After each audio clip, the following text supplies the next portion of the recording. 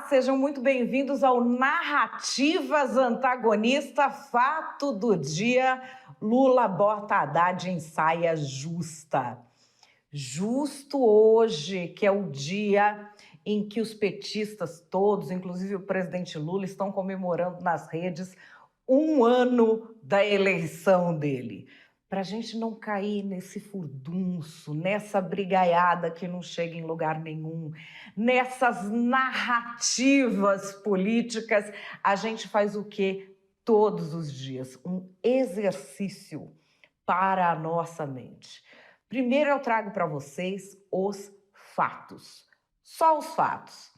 Depois, a narrativa de direita, a narrativa de esquerda e a minha opinião. Você pode ter uma opinião que coincida com a minha ou não, ou talvez você queira opinar sobre um outro ponto da história. Você fica à vontade, já vem aqui embaixo, já deixa o seu comentário, não esquece de deixar o seu joinha, compartilhar o vídeo. E eu quero te agradecer uma coisa e pedir outra também. Vocês colocaram a gente na terceira posição de melhor site de política no IBEST, que é o Oscar da internet brasileira. E eu quero muito comemorar com vocês essa vitória. O link está aqui embaixo para votar. Votem, o pessoal está me marcando nas redes com o print de que já votou. Estou achando super legal, muito obrigada pela força. A gente quer comemorar esse título, essa conquista aqui junto com vocês. Não demora nem 10 segundos para você votar, é muito rápido. Envia também para os seus contatos se você gosta de jornalismo independente, combinado? Então bora para o fato do dia. Hoje é o dia em que o presidente Lula está comemorando 1 ano que ele foi eleito. Não é um ano de governo, você já deve ter feito o cálculo, não é um ano de governo. É 1 ano que ele venceu o segundo turno contra o ex-presidente Jair Bolsonaro. Ele fez uma postagem nas redes, vamos dar até uma olhada aqui. Há 1 ano, a democracia vencia nas urnas. De lá para cá, retomamos programas sociais, reduzimos o desmatamento e o desemprego, recuperamos a imagem do Brasil no mundo e a vida melhorou. O que você está achando e como está se sentindo 1 ano depois?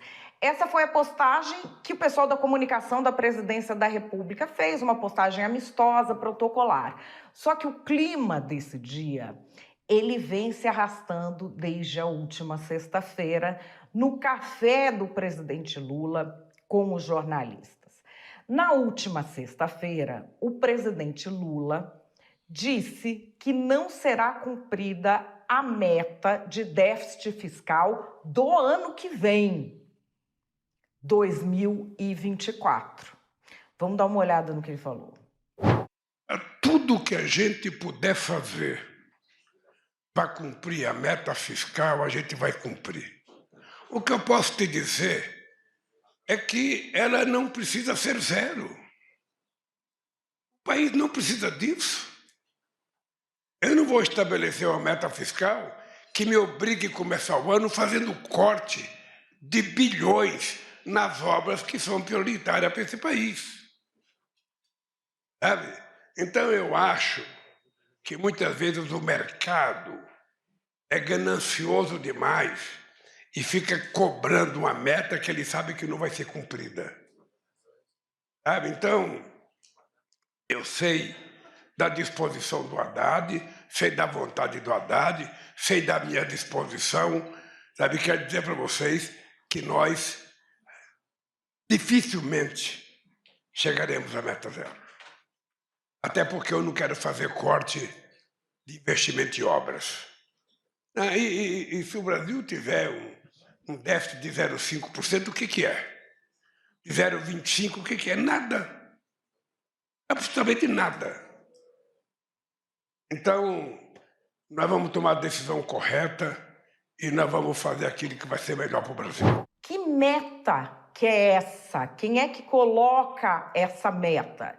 Essa meta funciona assim. Lembra quando tinha o teto de gastos? O governo Lula entra e fala, não vai mais ter teto de gastos. Lembra dessa história? Que houve uma briga, tudo o governo venceu essa briga. Aí, assim, não pode ficar sem nada no lugar. Então, ele falou, tá bom, nós vamos colocar o novo arcabouço fiscal. Lembra da história? São uma série de metas e de princípios que o governo criou para ele mesmo cumprir, ok? Foi o próprio governo que criou isso. Não é que alguém vem de fora e impõe que tem que ser assim. Não. O governo faz a conta e ele diz que vai ser assim. Então, o que seria para o ano que vem? Déficit zero. Não teria nenhum déficit nas contas públicas. 2025, 0,5% de alta. 2026, 1% de alta. E como o governo faria isso? Arrecadando mais impostos. A quantia que o governo teria de arrecadar mais seria de 180 bilhões de reais. Então, é uma conta difícil de fechar. Como o presidente Lula fala isso na sexta-feira, ele joga a toalha, falou que não vai dar. E a comemoração de um ano é hoje, virou um mix dos assuntos, ficou bagunçado. E dá pra gente ver isso bem pela comunicação da presidente do PT, deputada Gleisi Hoff. Ela já fez 2 posts, um falando: hoje faz um ano da grande vitória de Lula nas eleições, foi uma vitória da esperança da democracia, vencemos a maior máquina de mentiras e manipulação política, enfim, ela fala aqui da vitória. Só que ela faz um outro post. O outro post é para falar mal de um editorial de jornal sobre a questão do déficit. Então, os 2 assuntos convergem no mesmo dia. E aí, o que é que aconteceu? A gente tem no antagonista uma notícia mostrando o seguinte, que o presidente do Senado, Rodrigo Pacheco, disse que não tem problema nenhum com o governo nas pautas tributárias, que eles estão prontos para votar. Isso quer dizer o quê? Que o Fernando Haddad vai ter de ir lá conversar com as lideranças do Congresso. E ele chega num momento em que o presidente Lula disse que o plano lá de arcabouço fiscal, o governo não está mais ligando, porque a forma como o presidente Lula falou, numa coisa assim de muito quem liga, e daí, e não, ok, tá tudo bem também, ela mostra que há um descaso ali, né? A forma pode ser lida assim, como não é uma coisa, uau, se não conseguir vai acabar o mundo. Não, tudo bem. Então ele chega lá um pouco enfraquecido. E aí ele fez uma entrevista coletiva à imprensa, tentando fazer uma releitura do que disse o presidente Lula, tentando reposicionar esta fala para dizer, olha, não foi um descaso, não é bem isso. Vamos ver o que o ministro Fernando Haddad falou. A minha meta estabelecida, eu vou buscar o equilíbrio fiscal de todas as formas justas e necessárias para que nós tenhamos um país melhor. Um descaso de 10 anos que ninguém se importou, mas nós nos importamos. Ninguém se importou com as decisões que foram tomadas, mas nós nos importamos. Ninguém se importou com a redução da base de cálculo com a erosão fiscal, mas nós nos importamos. Esse é o governo que há muitos anos não toma as medidas que está tomando e não dá transparência para os números que nós estamos dando. Então é isso. Temos aí os 2 fatos misturados num dia só, a questão do déficit ou do arcabouço fiscal se juntando aí com um ano da eleição do presidente Lula. E agora a gente tem aí o ministro Fernando Haddad, que ficou com uma batata quente no colo, porque ele é que vai precisar ir lá negociar toda essa questão fiscal. E por que é uma batata quente? Porque ninguém gosta de aumento de imposto. Aqui não vou entrar nem na questão, o Brasil aguenta, não aguenta, porque aí é opinativo. A questão é gostar, ninguém gosta. Aumentar imposto é sempre desfavorável. Por isso, o Congresso, qualquer que seja a situação, eles não vão querer arcar com a decisão de aumentar um imposto. Então, já é uma coisa difícil essa discussão. E agora o Fernando Haddad tenta se reposicionar. E quais serão as narrativas? Será que você adivinha? A esquerda, a direita, o que é que o pessoal vai falar? Vem comigo. Olha, foi para isso que eu fiz o L. E eu quero te dizer só uma coisa. Se o mercado está chiando, é porque o presidente Lula está acertando. Aliás, quem é esse tal mercado? O que é a Faria Lima? A gente está falando de uma instituição que é antipovo. E quem elegeu o Lula foi quem? Foi a classe alta? Não, foi o povo. É o povo que o presidente Lula defende. Olha, todo mundo sabia que não tinha como cumprir essa meta, a não ser cortando o quê? Cortando obra, cortando investimento, cortando saúde, cortando educação, cortando assistência para as pessoas mais pobres. Para a Faria Lima, isso não importa. Eles não gostam que o pobre vá para frente, eles não querem o pobre no avião deles, eles não querem o pobre na universidade. E além de tudo, né, ficam aí dando sustentação a uma das coisas mais nefastas, que é uma herança do bolsonarismo. O bolsonarismo está lá no Banco Central, praticando o quê? Esmagando o pobre. A gente tem a maior taxa de juros da história da humanidade. Assim, não tem como o governo Lula cumprir meta nenhuma. Mas o bolsonarismo no Banco Central se sensibiliza? É claro que não. O presidente Lula falou só o óbvio, não tem nada demais, ele tem todos os compromissos, mas a realidade se impôs. E é claro que a Faria Lima quis trazer uma crise, os bolsominions querem trazer uma crise, mas nada vai tirar esse brilho de um ano de eleição do presidente Lula. Bom, nós avisamos que o PT ia falir o Brasil. Por quê? Porque o PT, quando entra no governo, é igual o gafanhoto. Entra para levar tudo. E aí entrou agora com essa coisa de aumentar imposto para tudo que é canto. Eles querem aumentar imposto de tudo.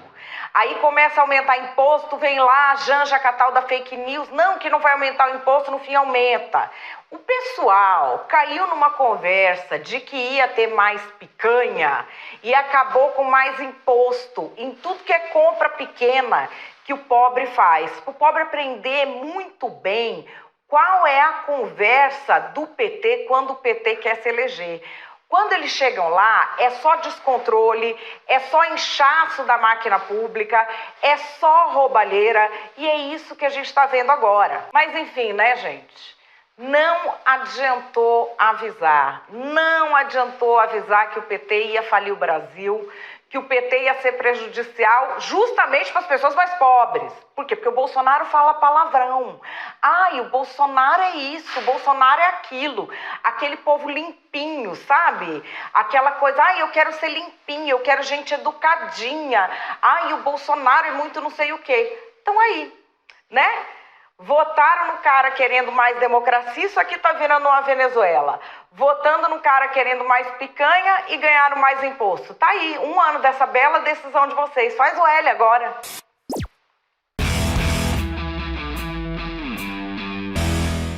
Bom, e depois disso, qual é a minha opinião? A minha opinião é que as ambições pessoais do presidente Lula estão divorciadas das expectativas do Brasil, e isso ficou claríssimo nesse episódio. A gente tem visto o presidente Lula com uma atuação internacional muito forte, muitas viagens, uma viagem atrás da outra, e deixando a economia meio de lado quando a expectativa do brasileiro parece ser outra. Estou trazendo aqui um assunto da pesquisa Genial Quest, que saiu na semana passada, mostrando uma queda na aprovação do presidente Lula. Entre os motivos que estão ali, uma das coisas que as pessoas citam assim, no topo das coisas que não pegam bem no governo é viajar demais. E a maioria acha que essas viagens não estão trazendo nada de bom para o Brasil. Aí que eu falo de expectativa e de ambição, porque o presidente Lula ele tem uma ambição de ser reconhecido internacionalmente.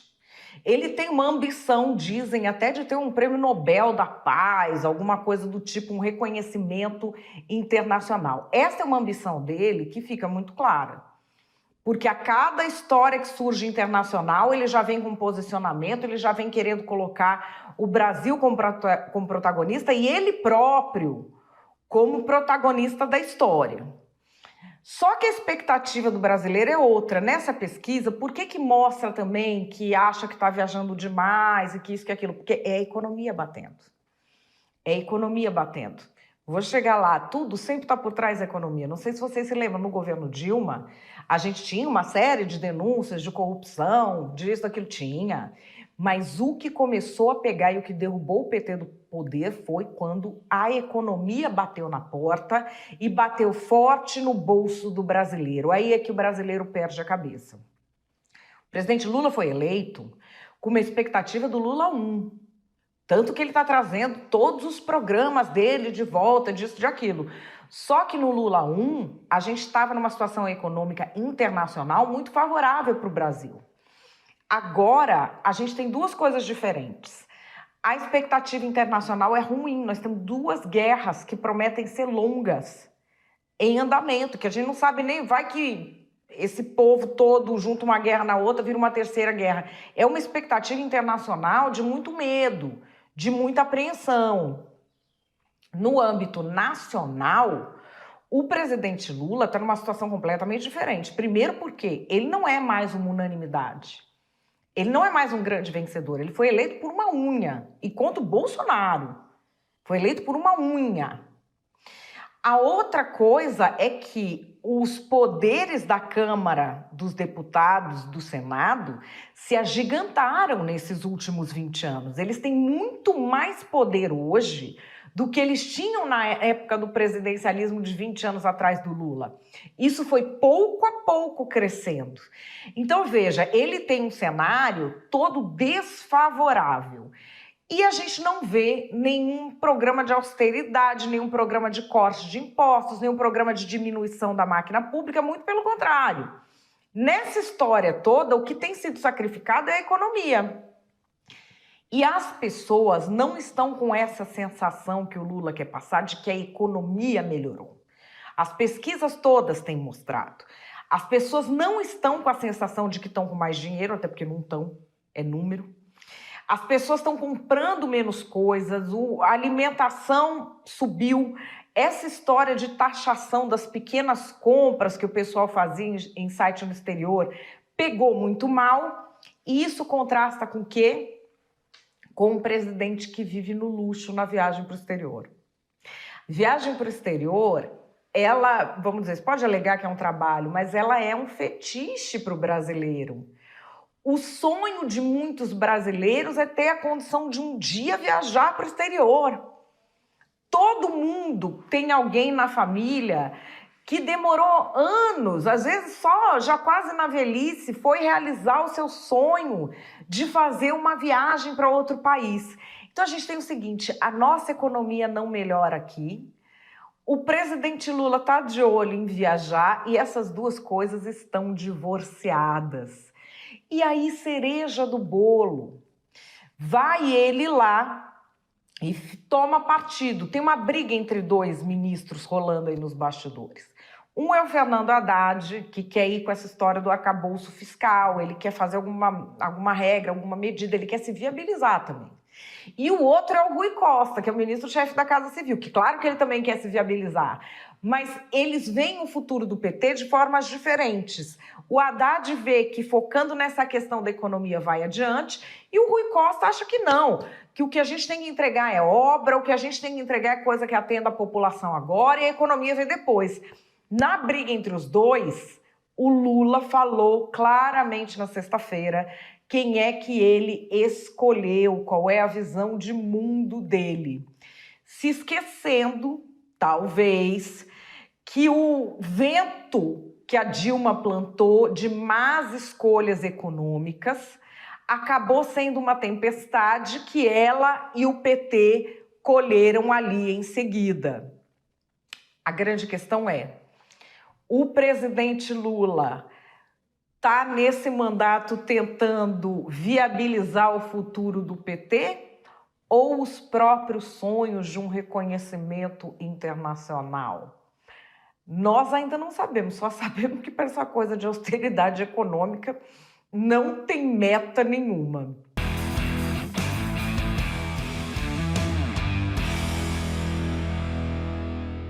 Bom, eu vou ficando por aqui.